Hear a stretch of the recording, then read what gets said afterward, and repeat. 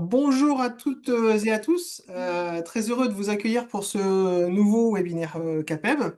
Je suis Nicolas Philibert, chargé de mission transition écologique et RSE à la CAPEB Auvergne-Rhône-Alpes et je serai aujourd'hui à l'animation. Avant de commencer ce webinaire, je tenais à remercier Lionel Tupin, le président de la CAPEB Haute-Savoie, ainsi que Sandrine Vega, qui est la secrétaire générale de la CAPEB Haute-Savoie, et qui sont tous les deux à l'origine de ce webinaire. Et bien entendu, je souhaitais accueillir et remercier Yannick Pégas-Blanc de la CCI Haute-Savoie, qui va intervenir à nos côtés aujourd'hui. Bonjour Yannick. Bonjour. Avant d'aller un petit peu plus loin, quelques règles que je souhaitais partager avec vous. Donc, les micros sont volontairement éteints pour pour des questions de qualité d'enregistrement. Et ce webinaire est enregistré voilà, pour être diffusé plus tard sur les chaînes YouTube de la CAPEB Auvergne-Rhône-Alpes et de la CAPEB Haute-Savoie. Donc, voilà, n'hésitez pas à fermer votre caméra si vous ne souhaitez pas apparaître à l'écran. Et je vous propose sans plus attendre d'entrer dans le vif du sujet. Donc ce webinaire s'inscrit dans le cadre d'une série d'interventions sur la thématique des aides à l'investissement et des transitions. Donc il va traiter aujourd'hui d'un sujet incontournable en la matière, hein, la décarbonation de vos entreprises.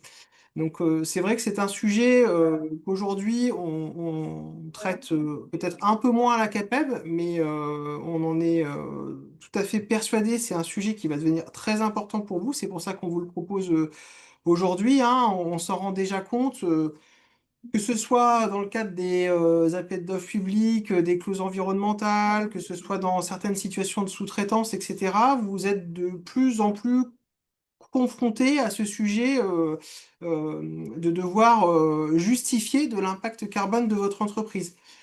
Et donc, c'est très important de trouver pour le coup les bons outils, les bons relais, les bons accompagnements, à la fois pour mieux appréhender ce sujet de l'impact carbone de vos entreprises, hein, et puis surtout pour mettre en place des actions qui vont vous permettre de réduire votre empreinte carbone, justement. Donc c'est vraiment l'objet du webinaire d'aujourd'hui. On a la chance de pouvoir accueillir Yannick Pégas-Blanc qui traite de ce sujet au sein de la CCI Haute-Savoie. Donc Yannick Pégas-Blanc, je suis responsable développement durable à la Chambre de commerce de Haute-Savoie. Donc, juste pour poser un peu le cadre, aujourd'hui la Chambre de commerce de Haute-Savoie fait partie du réseau des chambres de commerce, avec une vision un peu régionale des choses. Aujourd'hui, ce qui me permet d'agir au quotidien, entre autres, c'est une convention entre les CCI et l'ADEME, qui permet de proposer des accompagnements sans reste à charge aux entreprises. Donc, la plupart des accompagnements qu'on va évoquer aujourd'hui existent sur d'autres territoires, donc dans d'autres chambres de commerce d'Auvergne-Rhône-Alpes. Et puis, existe également pardon, dans le réseau des CMA, puisqu'aujourd'hui, selon que l'entreprise est ressortissante de la CMA, de la CCI, c'est plutôt la CCI ou la CMA qui va l'accompagner, mais toujours dans ce même contexte généralement d'absence de reste à charge, avec un volet d'accompagnement qui change un peu de nom parfois, d'outil, mais en tout cas, la philosophie reste la même, de permettre aux entreprises de se questionner sur ces sujets environnementaux, énergie, carbone, et de commencer à aborder ces thématiques-là. Excuse-moi Yannick, je me permets juste de faire une petite Mhm. intervention puisqu'effectivement on a d'autres webinaires là qui sont disponibles sur notre chaîne où on parle justement des interventions de la CMA et notamment sur les questions de mobilité, d'énergie. Voilà. Donc c'est tout à fait cohérent avec ce que tu nous décris. Je referme la parenthèse. Donc, en termes d'accompagnement, pour les présenter rapidement, mais si en effet vous avez eu d'autres webinaires, donc on va beaucoup travailler sur le volet énergie, euh, avec ce qu'on appelle une visite énergie. Donc, très concrètement, c'est une visite des locaux pour comprendre dans quel contexte vous travaillez, quels équipements vous utilisez. On récupère également les données de consommation, donc ça veut dire des factures, toutes énergies, sur l'eau également. On se rapproche d'Enedis avec qui on a une convention pour récupérer les données une courbe de charge. On va dire c'est de la photo de vos consommations sur une période longue. L'objectif derrière, c'est d'identifier des pistes d'économie d'énergie, donc de vous les restituer sous forme de plan d'action et de faire le lien avec les dispositifs d'aide. On a une approche un peu équivalente sur le volet économie circulaire, avec un peu moins de données chiffrées. Bon, c'est plus autour de la discussion sur le fonctionnement de l'entreprise, sur ce que vous faites aujourd'hui en matière d'économie circulaire, puisque généralement, il y a beaucoup de choses qui sont faites, et donc aussi de voir les pistes qui peuvent être mises en œuvre. Donc, ça peut permettre de formaliser ce que vous faites déjà et aussi d'identifier des pistes d'action dans une logique de progrès en interne, mais aussi de communication envers les clients, par exemple, ou les collaborateurs. Donc, ce qui est important là-dedans, c'est que tous ces accompagnements, il n'y a pas de condition de taille d'entreprise, il n'y a pas de condition de secteur d'activité. Ils sont bien intégralement pris en charge par la CCI et l'ADEME, ou la CNM et l'ADEME dans d'autres contextes. On va également retrouver des accompagnements un peu plus spécifiques sur d'autres thématiques, comme l'installation photovoltaïque. On est en mesure aujourd'hui de faire une étude d'opportunité, donc de dimensionner une installation par rapport aux locaux, par rapport aux consommations, et donc derrière d'aller étudier un retour sur investissement, donc une rentabilité, et éventuellement différentes options qui peuvent être étudiées pour une installation photovoltaïque. Toujours ce volet énergie, on a l'étude de courbe de charge. Donc, on va récupérer ces données auprès d'Enedis qui nous permettent d'avoir sur une période longue, on parle de 2 ans, une vision des appels de puissance à fréquence fixe, donc de voir un peu comment vous consommez, pour voir si c'est cohérent avec votre activité et aussi derrière identifier des pistes d'optimisation. Et puis il y a d'autres sujets comme l'éco-conception, puisqu'on peut avoir un accompagnement pour aborder les sujets d'éco-conception dans le cadre de votre activité, ce que vous faites, ce que vous pourriez faire, donc vous accompagner sur ces premiers pas-là. On va dire un accompagnement un peu plus générique. Si vous avez une question particulière sur un sujet environnemental, on retrouve souvent là-dedans des questions de déchets. Vous avez un déchet un peu particulier ou un déchet en grande quantité, où vous n'avez pas d'exutoire particulier, bon, on peut vous aider à travailler dessus. Et puis un accompagnement carbone également, qui permet surtout de poser un peu le sujet par rapport à votre activité, de comprendre comment ça fonctionne, identifier des pistes de réduction d'émissions. Et justement, aujourd'hui, on est là pour parler spécifiquement de ce volet carbone. Donc, pourquoi ce webinaire? Ben, au travers du carbone, on va beaucoup parler des dérèglements climatiques, qui sont aujourd'hui une réalité, hein, au travers du réchauffement, au travers d'autres impacts, une réalité qui est visible et qui a des conséquences économiques bien concrètes aujourd'hui. Le second volet, c'est qu'aujourd'hui, on a également, quand je dis la politique, le système a défini des objectifs de réduction d'émissions de gaz à effet de serre. Donc, on a défini une feuille de route pour essayer de préserver, de limiter ce réchauffement et donc de préserver les conditions qu'on connaît actuellement. Donc, on connaît en gros la trajectoire qu'on doit adapter. Et donc derrière, aujourd'hui, les entreprises, au même titre que d'autres secteurs hein, ou d'autres acteurs, elles doivent intégrer ces enjeux dans l'organisation parce qu'ils ont aussi une part à effectuer là-dedans. Donc aujourd'hui, ces trajectoires sont connues, déclinées. Donc tout le sujet à travers ce webinaire, c'est de les comprendre et de voir comment ça se traduit dans le quotidien de l'entreprise aujourd'hui. Pardon, j'ai été un peu vite. Aujourd'hui, de quoi on va parler? On va parler de décarbonation et de réchauffement climatique, hein, savoir un peu de quoi on parle. On va parler d'obligations réglementaires évidemment, mais pas uniquement. On va parler de pourquoi et de comment décarboner son activité, et puis aussi des aides et des accompagnements qui peuvent exister pour les entreprises. Donc déjà, si on parle d'effet de serre et de gaz à effet de serre, donc l'effet de serre, c'est un rappel pour certains peut-être, mais l'effet de serre, donc, c'est un phénomène qui est naturel, hein, qui a permis à la vie de se développer. Sans effet de serre, la température sur Terre serait très largement négative, donc un peu plus ou moins sympa que ce qu'on peut connaître. Et cet effet de serre, c'est aujourd'hui une espèce de balance. On a qu'un équilibre entre des gaz qui sont des gaz à effet de serre, qui ont un pouvoir de réchauffement et une capacité de l'environnement à stocker ces gaz à effet de serre. Donc, on va équilibrer ce phénomène-là. Et ce qui se passe actuellement, c'est qu'on a créé un déséquilibre dans cette balance qui va entraîner une augmentation de l'effet de serre et donc un réchauffement. Les gaz à effet de serre, il y en a une petite quinzaine. Ils se caractérisent par deux choses, hein, par un pouvoir de réchauffement et par une durée de vie. Donc, pour rendre les choses les plus simples, on a créé, entre guillemets, une unité de mesure des gaz à effet de serre. On a rapporté le pouvoir réchauffant de chacun de ces gaz et leur durée de vie au CO2, donc en équivalent CO2. Donc souvent, on va parler de tonnes équivalent CO2 ou de kilos équivalent CO2. Et donc, la décarbonation là-dedans, qu'est-ce que c'est? La décarbonation, c'est comment on va agir, donc toujours sur cette balance, où on voit qu'on a augmenté cette génération de gaz à effet de serre. Donc, comment on va pouvoir essayer de jouer sur cette décarbonation, donc la réduction de ces effets de serre, donc de ces gaz à effet de serre. On a trois leviers là-dedans. Le premier levier, c'est l'évitement, hein, c'est éviter de générer un gaz à effet de serre. Par exemple, éviter de brûler 1 litre de pétrole. Bah, voilà, on a évité de créer du CO2 et d'autres. On va pouvoir réduire. Donc, ça veut dire qu'on va toujours avoir besoin d'eux, mais on va essayer d'avoir besoin d'un peu moins.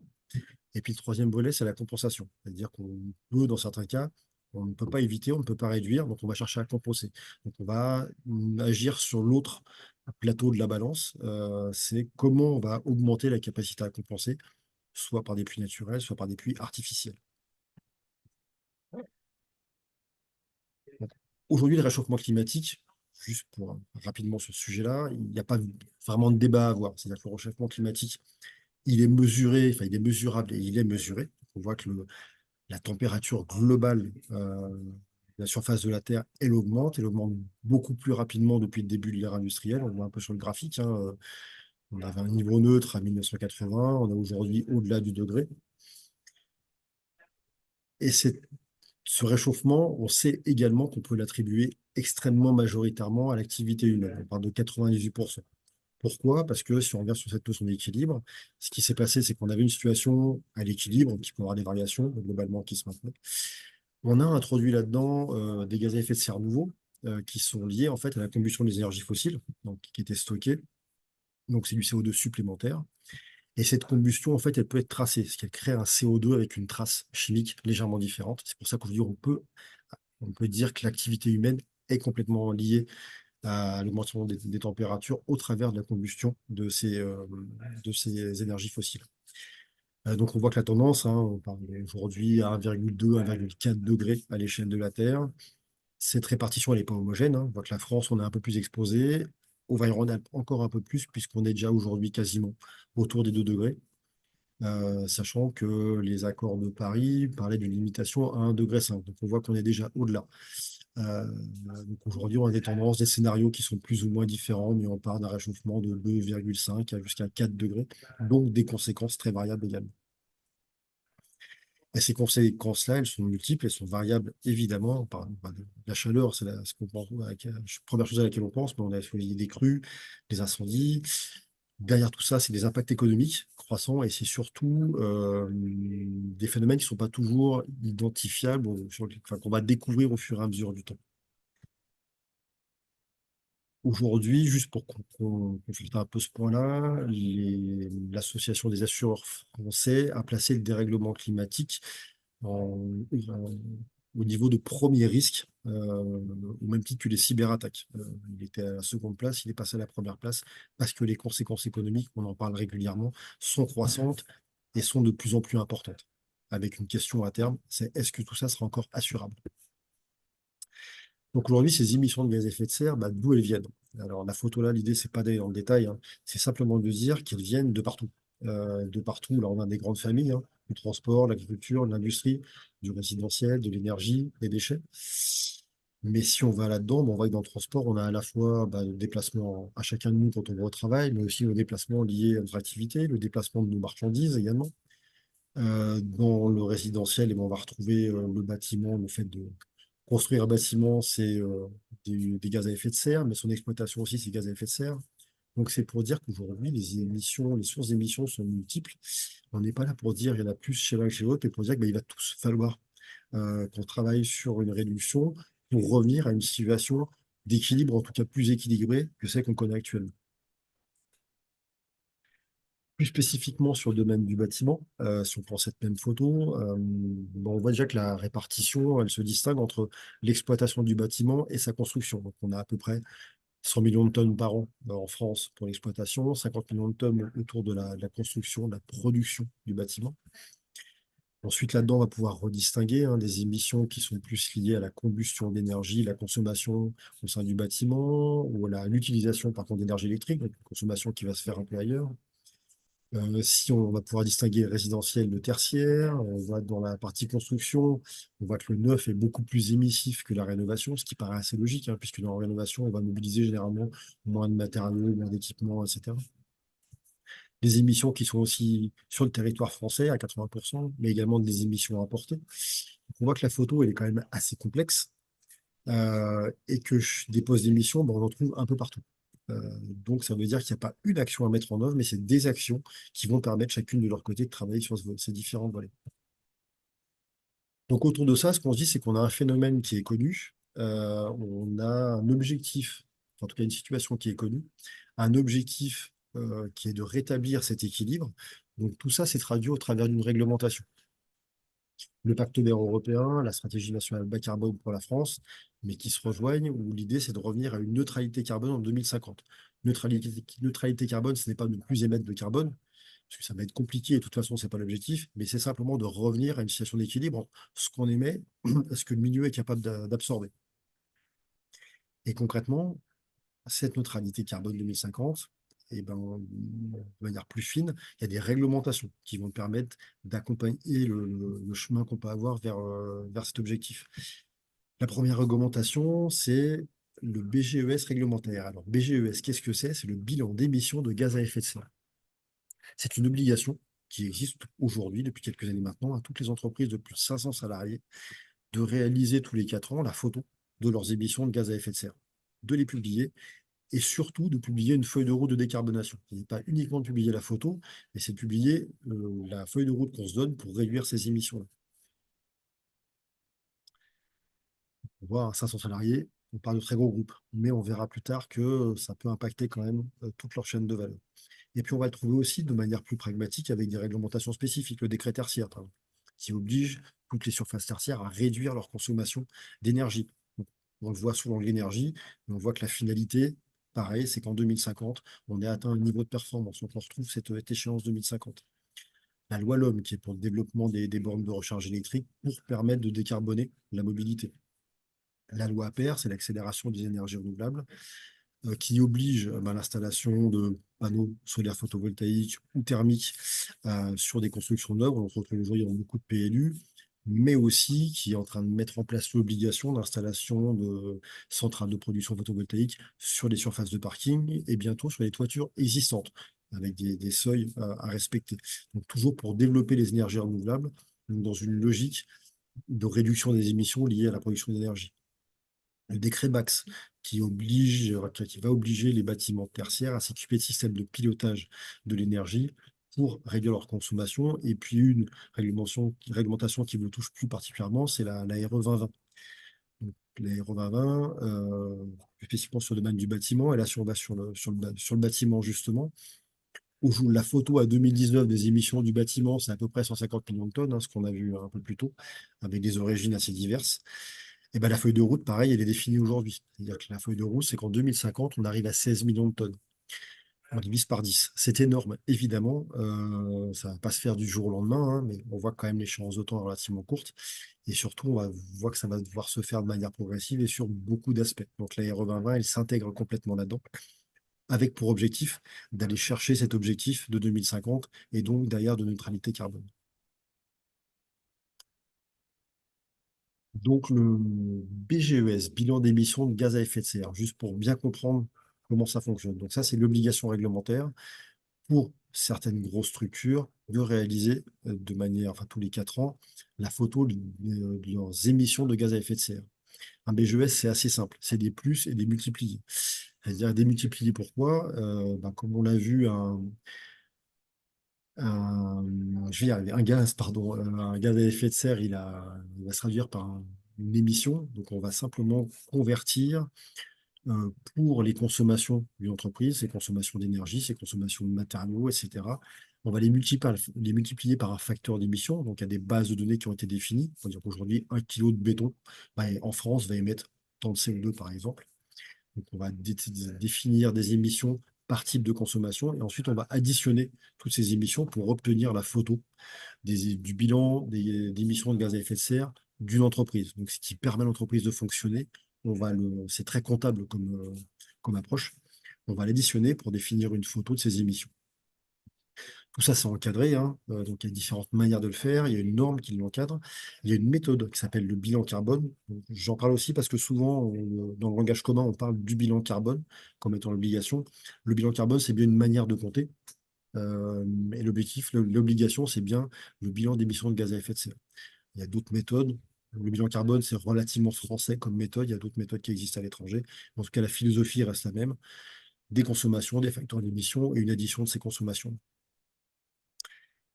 La question, c'est sur quel périmètre on fait cet exercice. Et là, c'est vraiment important de bien comprendre comment ça fonctionne c'est ce qui va aussi avoir un impact en dehors du périmètre de ces fameuses grandes entreprises qui sont soumises aujourd'hui. Aujourd'hui, le bilan de gaz à émission d'effet de serre, il va distinguer trois périmètres, qui s'appellent les scopes en anglais, donc trois périmètres. Il y a deux périmètres qui sont internes à l'entreprise, scope 1, scope 2. Il y a un périmètre externe. L'idée, c'est de couvrir tout ce qui permet à l'entreprise de mener son activité. Donc les périmètres internes, c'est ce qui va vraiment se passer dans ces murs. Les émissions directes, eh ben, c'est concrètement les carburants qu'elle va brûler, par exemple, avec ses véhicules, avec éventuellement une chaudière, par exemple. Donc ces émissions qui vont être produites directement sur le site. Ensuite, on va ajouter ça toujours en interne, les émissions indirectes. Bah, quand on va consommer d'électricité, concrètement, elle n'est pas produite sur site, elle est consommée. Par contre, elle va émettre des gaz à effet de serre à sa source de production, on va les comptabiliser. Donc, on voit qu'avec le scope 1, scope 2, on parle beaucoup d'énergie et beaucoup des murs de l'entreprise. Et ce qui est intéressant là-dedans, bah, c'est le reste. Puisque l'entreprise, pour fonctionner, bah, elle n'a pas besoin que ça, mais elle a besoin d'entrants, elle a besoin d'acheter, elle a besoin d'utiliser, elle a besoin de se déplacer, et elle a besoin de produits en sortie aussi. Elle va livrer des produits finis qui vont être utilisés avec des clients. Ces produits vont avoir une fin de vie, etc. Donc, on voit qu'aujourd'hui, ce bilan d'émissions de gaz à effet de serre, il se passe un petit peu dans l'entreprise, il se passe beaucoup à l'extérieur.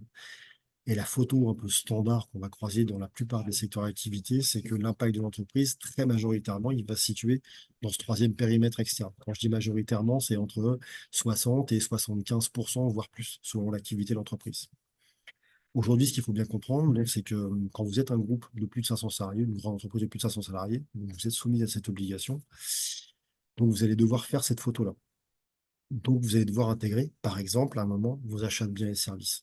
Et les achats de biens et services, eh ben, ça va être tous vos fournisseurs qui vont devoir, dans un premier temps, vous fournir l'information, donc faire cet exercice de leur côté, même s'ils n'ont aucune obligation réglementaire. Mais pour continuer à travailler avec ce client-là, ils vont devoir lui fournir ces éléments-là, qui pour lui sont indispensables. Et surtout, l'entreprise qui est soumise à l'obligation va devoir faire une feuille de route de décarbonation. Et donc, elle va devoir travailler sur ses postes d'émission. Et si les achats sont un poste d'émission important, bah, ça va être avec l'entreprise sous-traitante, donc au fournisseur, de faire l'exercice et de faire l'effort de réduction. Ça veut dire qu'aujourd'hui, cette obligation réglementaire, même si sur le papier, elle se limite aux grands groupes, de manière très pragmatique, elle va s'imposer à toute la chaîne de valeur de ces groupes-là. Excuse-moi Yannick, Oui. je me permets de t'interrompre une seconde parce que ce que tu viens de dire est extrêmement important. Euh, et ça, c'est vrai que c'est un phénomène hein, sur beaucoup de questions réglementaires. Effectivement, les entreprises artisanales sont un peu sous le radar, c'est-à-dire qu'elles sont Mm, pas tout à fait. directement ciblées par les obligations. Mais ce que tu viens de dire est très important et c'est une réalité, hein. C'est-à-dire que nous, on a déjà ces premiers cas d'adhérents de la CAPEB qui sont obligés d'aller sur un bilan carbone parce qu'ils sont sous-traitants d'une entreprise qui elle-même a besoin d'aller sur cette comptabilité carbone-là de ses sous-traitants.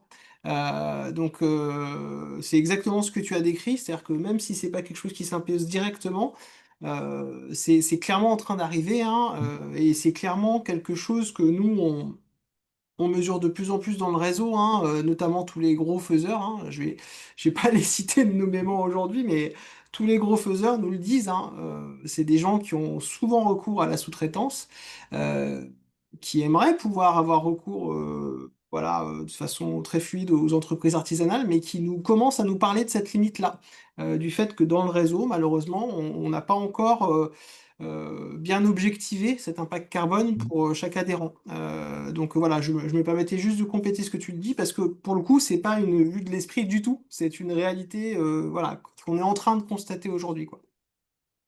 C'est vraiment toute la philosophie aussi de la réglementation, hein. C'est pas d'imposer à chacun de le faire, mais c'est de dire, OK, on connaît l'objectif, on l'impose au plus grand, parce que bah, clairement, aujourd'hui, il y a un coût derrière, hein, faire un bilan de gaz à effet de serre, un minima, on parle de 5 000 à 6 000 euros hein, pour faire, on va dire, avec la méthode bilan carbone, de faire ces exercices-là.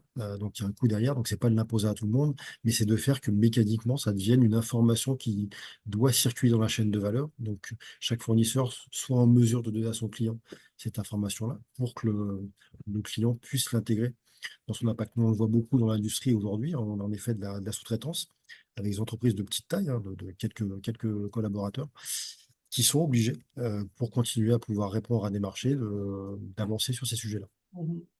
Tout à fait.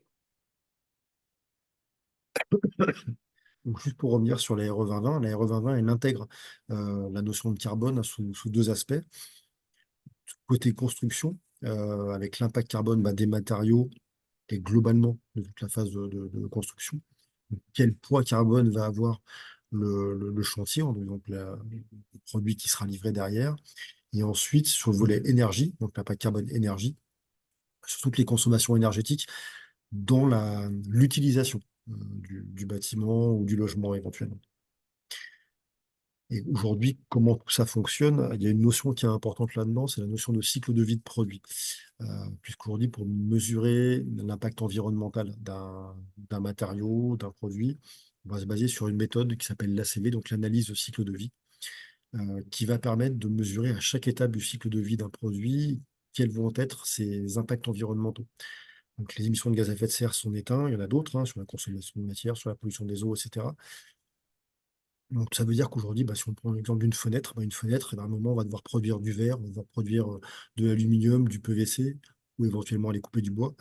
Donc, il y a toute cette partie extraction de ressources. Ensuite, il y a une partie production, il y a une partie transport, il y a la mise en œuvre sur un chantier, il y a l'exploitation et l'utilisation. Alors, quand on parle d'une fenêtre, bah, en effet, une fois qu'elle est en place, elle consomme plus grand-chose, pas d'énergie. Par contre, on va peut-être devoir la remplacer.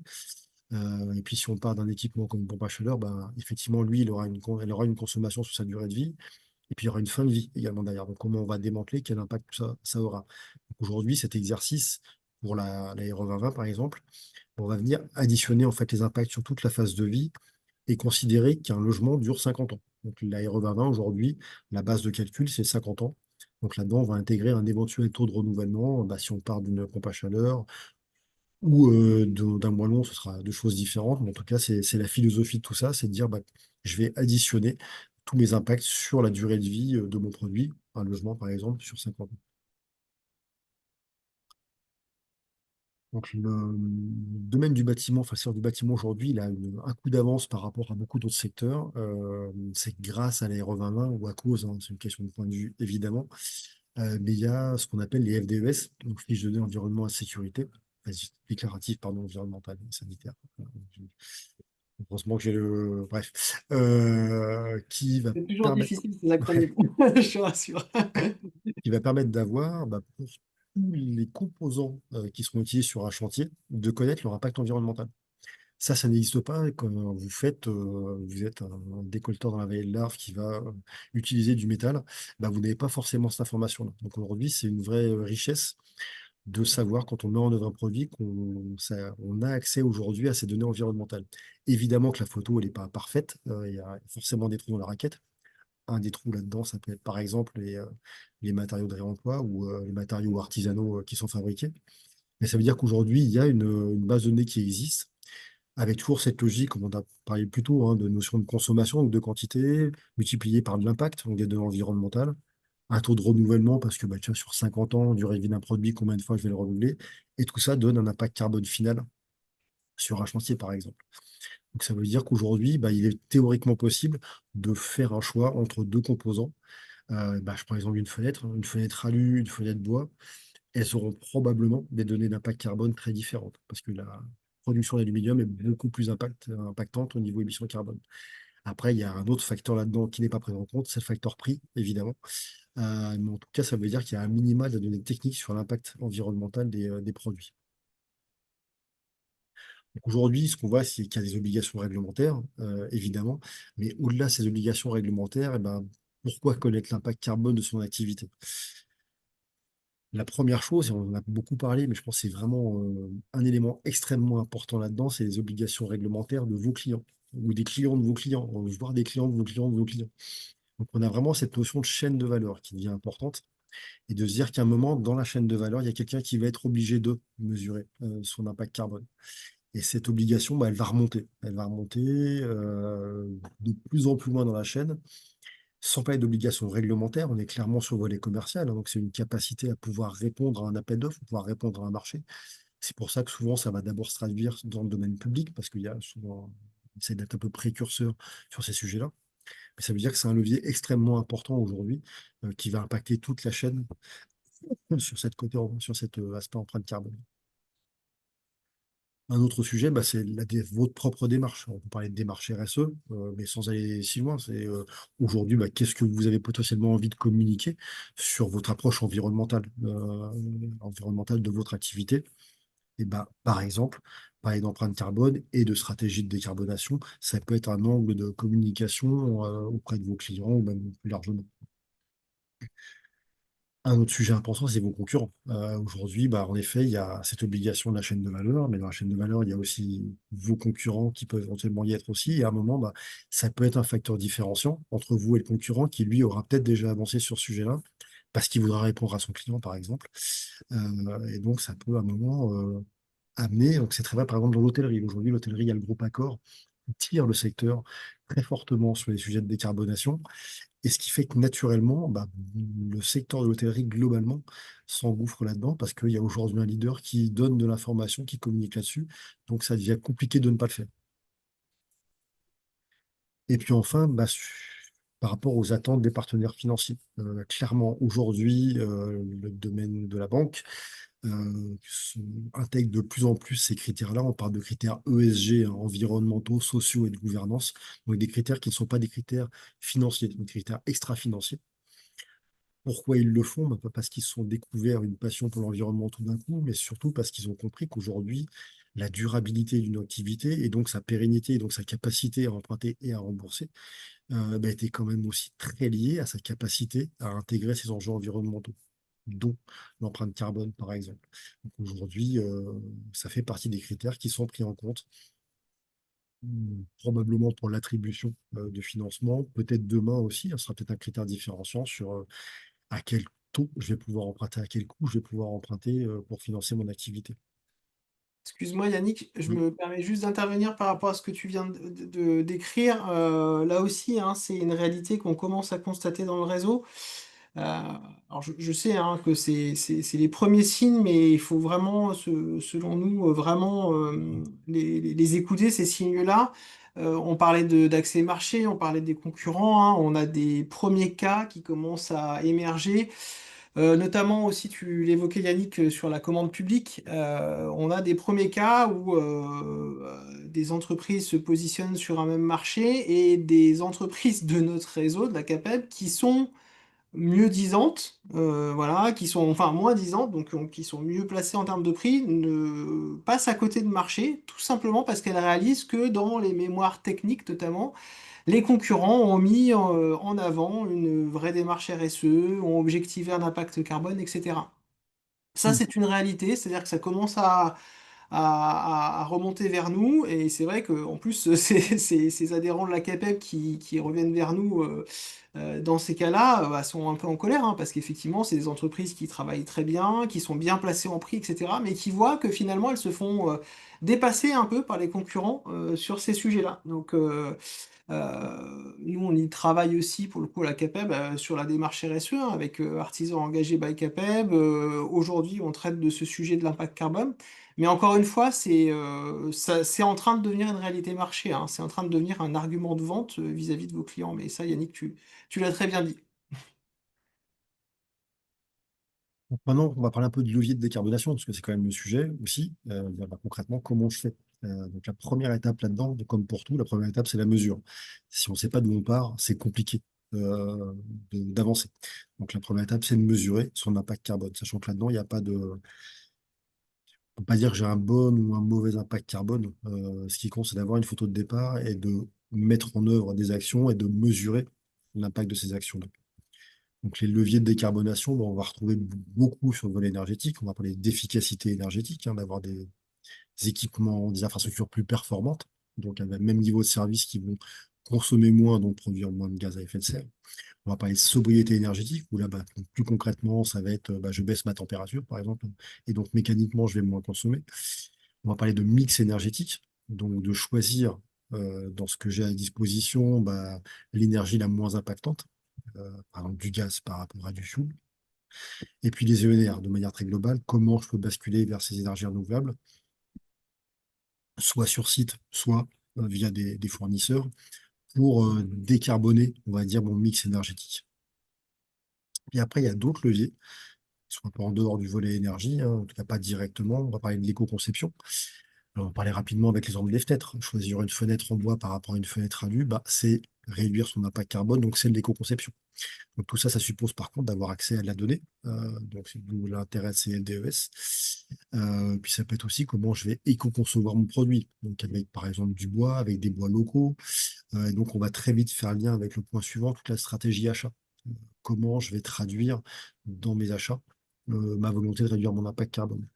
Et si on revient un peu sur la photo initiale de où se trouvent généralement mes émissions, bah, elles se trouvent très souvent en dehors de mon périmètre, donc souvent dans mes achats. Euh, et donc c'est pour ça que c'est important d'avoir en tête ce volet-là, euh, parce que la stratégie achat, à minima, il faut la considérer comme un moyen d'obtenir de l'information de la part de vos fournisseurs, sur l'impact carbone par exemple, mais aussi comme un levier d'action. Il y a un autre levier qui est important, hein, c'est l'implication et la formation des collaborateurs. Donc, l'exemple très typique, hein, c'est le transport. Souvent, le transport, il est impactant. Alors, c'est le transport des collaborateurs de leur domicile jusqu'à chez vous, et puis c'est aussi dans le cadre du travail. Donc, bah, c'est comment travailler, par exemple, sur des mobilités moins carbonées pour venir jusque dans le travail. Et puis, pareil, dans les transports liés à l'activité. Donc, c'est mieux connaître son besoin de transport, c'est former les gens à l'éco-conduite, par exemple. Alors, en effet, on peut bah, penser au véhicule électrique. Malheureusement, bah, il a un coût, il n'est pas toujours adapté aux besoins aussi. Par contre, l'éco-conduite, bah, c'est beaucoup plus abordable, c'est forcément adapté aux besoins et ça marche. C'est-à-dire qu'aujourd'hui, c'est entre 10 et 20% d'économie de carburant qui sont effectivement mesurées. Donc, c'est des actions qui peuvent avoir des effets assez intéressants avec des niveaux d'investissement très limités. Et puis, bah, le dernier volet, hein, c'est la séquestration, la compensation. C'est-à-dire qu'à un moment, bon, on peut choisir, dire, OK, bah, voilà, j'ai mes émissions, je travaille à leur réduction, mais j'ai mes limites. Donc, comment je vais travailler sur cette compensation avec aujourd'hui des outils qui existent beaucoup autour de la séquestration carbone via les arbres, par exemple. Donc, comment je vais, par exemple, sponsoriser la plantation d'arbres. Donc, concrètement, maintenant, les accompagnements, bah, dans cette ligne-là, on voit qu'il y a la première photo qui est la brique de base, c'est comment je mesure mon empreinte carbone. Donc, en effet, on peut faire un bilan d'émissions de gaz à effet de serre, mais ça a un coût, on parle de plusieurs milliers d'euros. Les CCI ont développé un outil qui est gratuit. C'est une plateforme en ligne qui s'appelle Lise. Donc, vous aurez le lien dans la présentation. Qui va permettre de faire une mesure de l'empreinte carbone de l'activité, avec un niveau de finesse moindre par rapport à un bilan d'émissions de gaz à effet de serre, en effet, mais en tout cas, ça permet d'avoir une première photo et surtout une première feuille de route de décarbonation. Donc, l'intérêt, c'est que vous pouvez y accéder en toute autonomie, vous créez votre profil sur la plateforme, et ensuite, vous allez suivre c'est assez tutoriel. Vous allez renseigner vos consommations en euros, en litres, en tonnes, selon ce qui va être possible, ce que vous connaissez aussi. Quand vous ne connaissez pas, il y a des données de proxy qui sont disponibles, qui vont vous permettre d'avancer quand même. Et donc derrière, d'avoir la photo de vos émissions carbone avec en périmètre principal les périmètres internes, mais aussi vos achats pour le périmètre externe. Ensuite, les CCI, elles interviennent dans un second temps, bah, d'une part pour vous aider à vérifier que les données de calcul sont cohérentes, et ensuite, derrière, pour avoir la synthèse de votre empreinte carbone, et surtout pour identifier les leviers de décarbonation qui sont spécifiques à votre profil, donc à votre activité. L'intérêt, bah, c'est un accompagnement qui est vraiment sur mesure et sur sa charge et qui va permettre d'avoir pour vous, pour vos clients également, bah, une première photo de votre impact carbone et votre feuille de route de décarbonation. Donc une première réponse à pouvoir communiquer. Donc rapidement, voilà comment ça peut se traduire, hein. Là, on voit une photo du diagnostic. Donc on voit un total d'émissions, ce qui me vient se dire en soi, 316 tonnes, est-ce que c'est bien, pas bien? Je ne sais pas le dire comme ça, et de toute façon, ça n'a pas tellement d'intérêt. Ce qui compte, c'est surtout de savoir d'où viennent les émissions. Donc là, on le voit un peu plus sur le graphique de droite. On voit que la paracha, donc en orange, bah, c'est la plus importante, hein. Là, on est largement au-delà des trois quarts. On voit par contre qu'il y a quand même un volet transport, enfin déplacement, le volet vert qui est relativement important, et puis un volet énergie qui est important aussi. Ça veut dire que là-dedans, dans ce volet déplacement, dans ce volet énergie, il y a peut-être des pistes identifiées. Donc, c'est pour ça aussi que c'est intéressant d'échanger avec le conseiller CCI, c'est qu'on est là aussi pour vous apporter des pistes qui peuvent être toutes faites d'un côté, mais aussi de faire le point avec vous sur ce que vous faites déjà, pour avoir une feuille de route adaptée à votre activité, adaptée à ce que vous faites déjà et à ce qui est faisable. C'est pas non plus d'avoir des vœux irréalisables, d'avoir par exemple une stratégie d'achat où vous dictez à vos fournisseurs ce dont vous allez avoir besoin, mais c'est vraiment d'avoir quelque chose de cohérent et de réaliste par rapport à votre activité. Derrière, c'est aussi de faire le lien avec les accompagnements possibles. Donc les accompagnements financiers de l'ADEME, ils sont de différents types. Il y en a un, c'est le fonds chaleur renouvelable. Le fonds chaleur, il va financer de la chaleur renouvelable, donc il va financer de la géothermie, de la biomasse, du solaire thermique, hein. C'est un thermique uniquement, le solaire photovoltaïque aujourd'hui n'est absolument pas aidé. Et puis des réseaux de chaleur. Le fonds chaleur renouvelable est aujourd'hui, on va dire quasiment le dernier dispositif où on a un réel coup de pouce. C'est-à-dire qu'on peut avoir des aides qui montent jusqu'à 70% de l'investissement, qui va financer de l'étude et de l'investissement. Pour la Haute-Savoie, il est porté par trois entités, le Grand Annecy, Sian et le Sian et le pôle métropolitain du Genevois français. Ça peut être différent dans les deux autres départements, il n'est pas forcément présent partout. Donc après, je vous invite à faire le point dans chacun de vos départements si c'est le cas. Alors, il est intéressant pour vous, dans votre activité, si vous avez, vous, une source de chaleur que vous souhaitez remplacer, mais il peut être aussi intéressant pour vous en tant que prescripteur, pour vos clients, de dire, il y a peut-être intérêt aujourd'hui à déployer une solution basée sur l'énergie renouvelable pour la production de chaleur. La géothermie, la biomasse sont quand même des choses qui sont de plus en plus possibles à mettre en œuvre. Le solaire thermique, il est très présent dans le domaine de l'hébergement touristique, dans le domaine de l'agroalimentaire également. On va pouvoir produire de l'eau chaude de manière assez directe grâce à ces installations-là, avec toujours un niveau d'aide assez important. Ensuite, on a d'autres dispositifs qui malheureusement nous dit d'écart flash, qui malheureusement, entre guillemets, sont plutôt réservés à des investissements relativement élevés, puisqu'on parle de projets au-delà de 100 000 euros d'investissement, où une nouvelle fois, l'ADEME va pouvoir intervenir à la fois sur le volet études et sur le volet investissement. Et puis un dernier point qui, lui, est plutôt sur de la méthodologie, sur comment construire et déployer une trajectoire de décarbonation avec un dispositif qui s'appelle ACT, qui va permettre d'accompagner les entreprises à travers de la formation, à travers de l'étude, pour construire justement toute cette feuille de route de décarbonation. Alors, pourquoi décarboner votre activité? Le premier point, on a parlé, c'est de renforcer sa compétitivité et sa résilience. On voit qu'il y a beaucoup de choses autour de l'énergie, donc très directement, souvent, on va retrouver un volet de réduction de coûts opérationnels dans ce volet-là. Il y a aussi réduire la dépendance et les risques qui peuvent être liés à une dépendance aux énergies fossiles. Il y a une notion de valeur d'entreprise. Aujourd'hui, une entreprise préparée, ou qui a la mieux préparée à ces sujets-là, probablement va maintenir, voire un peu augmenter sa valeur et puis aussi être en conformité éventuellement avec les réglementations. Le deuxième volet, c'est de répondre aux exigences des donneurs d'ordre privés au public. Donc de continuer à pouvoir répondre à des appels d'offres qui vont être probablement de plus en plus exigeants sur ces volets impact carbone et décarbonation. Le troisième volet, on en a parlé, hein, c'est l'accès au financement, c'est comment on va pouvoir continuer à répondre aux demandes des investisseurs sur ces critères ESG.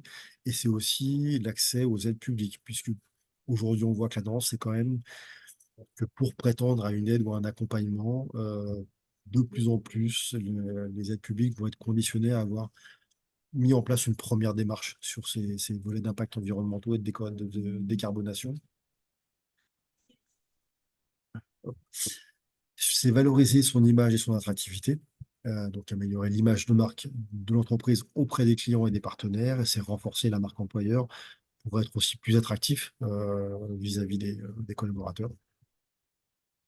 Et puis c'est aussi faire sa part, entre guillemets, sur la partie enjeux environnementaux en limitant des phénomènes qui sont liés au dérèglement climatique et donc en limitant aussi l'impact économique et social de ces phénomènes-là. Aujourd'hui, on vient un peu sur le début, mais quand les assurances commencent à parler de questions sur l'assurabilité, ça veut dire qu'il y a un vrai sujet. Donc, toutes les actions qu'on pourra mener pour limiter ces impacts-là seront bénéfiques au global sur le système économique. Donc voilà, je vous remercie pour votre attention. Je m'excuse pour les bruits environnants. Vous avez mes coordonnées, donc n'hésitez pas, hein, si vous avez des questions. N'hésitez pas à prendre contact avec mes collègues, hein, des autres CCI ou des CMA également, le cas échéant. Et puis si vous avez des questions, je suis à votre écoute. Je vous remercie. Merci donc également à tous pour votre participation. La mise en relation est faite, hein. Vous avez bien les coordonnées de Yannick. N'hésitez pas également à vous rapprocher de votre CAPEB, hein. On fera le lien et on vous aidera à avancer sur ces sujets enfin ce sujet en l'occurrence, qui, vous l'aurez compris, est important pour le tissu artisanal du bâtiment de demain. Merci à tous, merci encore Yannick et puis à bientôt.